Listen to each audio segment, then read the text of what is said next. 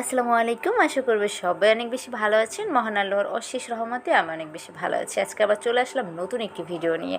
গত ভিডিওতে আপনারা দেখেছেন চিকেন ফ্রাই করার জন্য মাংসটাকে কীভাবে ম্যারিনেট করে রেখেছি। এ পর্বে হচ্ছে মাংসটাকে ভেজে নেওয়ার পালা। তো প্রথমে আমি হাফ কাপ ময়দা দিয়েছি এবং হাফ কাপ হচ্ছে কর্নফ্লাওয়ার দিয়ে দিয়েছি।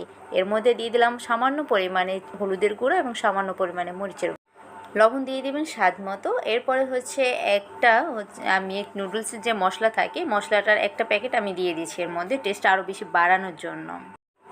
সম্পূর্ণ গুঁড়োটাকে থেকে আমি কিছুটা কিন্তু আলাদা করে নিয়েছি লিকুইড করার জন্য। তো এটার মধ্যে আমি সামান্য পরিমাণে পানি দিয়ে এবার কিন্তু একটু লিকুইড করে নিয়েছি।